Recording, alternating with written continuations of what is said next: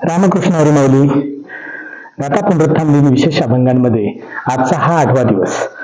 आज तुकोबरायांच्या गाथेतील या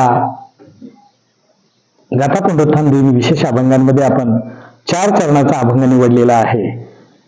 शुद्ध बीजापोटी फळे रसाळ गोमटी, मुखी अमृताची वाणी, देह देवाचे कारणी, सर्वांग निर्मळ मन, चित्त जैसे गंगाजळ, तुका म्हणे जाती ताप दर्शने विश्रांती. तुकोबरा या 4 चरणाच्या अभंगाच्या माध्यमातून आपल्याला ज्या पद्धतीनं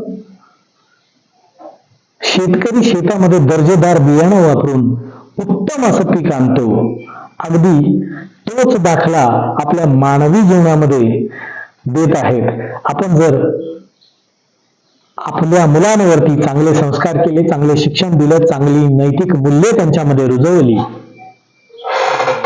तर आपली मुलं सुद्धा खूप चांगल्या पदावर पर्यंत पोहोचतील असं तुकोबरायांना या ठिकाणी सांगायचं आहे.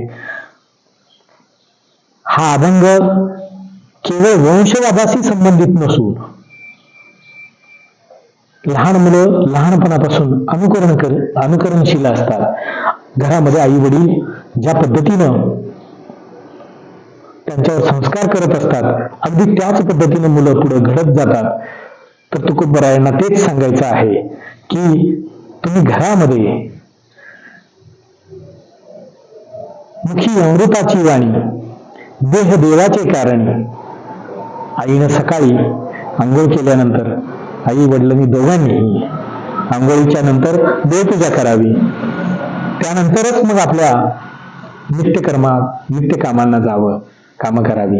अगदी मुलं सुद्धा तुमचं अनुकरण करतील. उठल्यानंतर अगोदर देवाला नमस्कार करतील आणि मग अभ्यासाला जातील. सर्वांग निर्मळ मन, सर्वांग निर्मळ चित्त जैसे गंगाजळ,